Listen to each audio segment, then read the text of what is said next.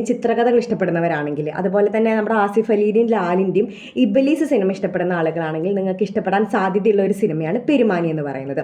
പെരുമാനി കാണാൻ എനിക്കൊരു കാരണം കൂടി ഉണ്ടായിരുന്നു. അപ്പൻ സിനിമയിലെ അലൻസിയറും സണ്ണി വെയിനും ഒക്കെ അഭിനയിച്ചിട്ടുള്ള ആ സിനിമ ഡയറക്ടർ ചെയ്ത അതേ ഡയറക്ടർ തന്നെയാണ് പെരുമാനി സിനിമയും ഡയറക്ട് ചെയ്തിട്ടുള്ളത്.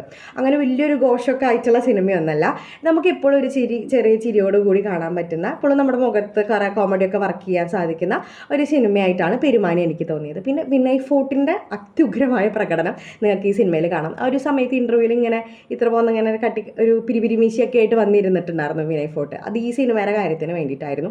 അയാൾക്ക് കിട്ടിയ സാധനം ഭയങ്കര അടിപൊളിയായിട്ട് ചെയ്തിട്ടുണ്ട്. പിന്നെ അതുപോലെ തന്നെ ലുക്മാൻ്റെ രണ്ട് ഉമ്മമാരുണ്ട്, എന്ന് വെച്ചാൽ സ്വന്തം ഉമ്മയും ഉപ്പേൻ്റെ രണ്ടാനുമ്മയായിട്ടുള്ള ആ രണ്ട് ഉമ്മമാർ തമ്മിലുള്ള ബോണ്ടിങ് ഭയങ്കര വർക്കിംഗ് ആയിട്ട് എനിക്ക് തോന്നിയായിരുന്നു. അവർ ഒരു ഉമ്മയുടെ വീട്ടിലേക്ക് ഇവർ വരുന്നതും അവർ തമ്മിലുള്ള ആ ബന്ധം ഡെവലപ്പ് ചെയ്തെടുക്കുന്നതൊക്കെ നന്നായിട്ട് തോന്നിയിട്ടുണ്ടായിരുന്നു. ഒരു നാട്ടിലെ കഥ പറയുന്ന ഒരു ചെറിയ ഒരു സിനിമ, ഭയങ്കര രസമായിട്ട് കണ്ടിരിക്കാൻ പറ്റുന്ന, ഞാൻ പറഞ്ഞില്ല ഈ ഇബലീസ് മൂഡൊക്കെ ഇഷ്ടപ്പെടുന്ന ആളുകൾക്ക് കാണാൻ പറ്റുന്ന ഒരു സിനിമയാണ്. നല്ല അത്യുഗ്രമായ പ്രകടനങ്ങളുണ്ട്. മ്യൂസിക് ഭയങ്കര രസമായിട്ട്, എന്ന് വെച്ചാൽ ഈ കോമഡീൻ്റെ അടുത്തും ഇമോഷൻ്റെ അടുത്ത്, ഇമോഷൻ എന്ന് പറഞ്ഞാൽ വലിയ ഇമോഷൻസ് അല്ല, ഈ ഉമ്മമാർ തമ്മിലുള്ള പിന്നെ ലുക്മാൻ്റെ പ്രണയമൊക്കെ വരുന്നുണ്ട്, അതൊക്കെ ഈ ബാക്ക്ഗ്രൗണ്ട് സ്കോറൊക്കെ ഭയങ്കര രസമായിട്ട് പോയിട്ടുണ്ട്. പിന്നെ ഒരു ചായക്കട നടത്തുന്ന രണ്ട് പേരുണ്ട്, അവർ ഇതിൽ ഭയങ്കരമായിട്ട് സ്കോർ ചെയ്തിട്ടുണ്ടെന്നാണ് പറയാനുള്ളത്. അങ്ങനെ ഒരു ചെറിയ സിനിമ ഇഷ്ടപ്പെടുന്ന ആളുകൾക്ക് കാണാൻ പറ്റുന്ന ഒരു സിനിമയാണ് പെരുമാനി എന്ന് പറയുന്നത്.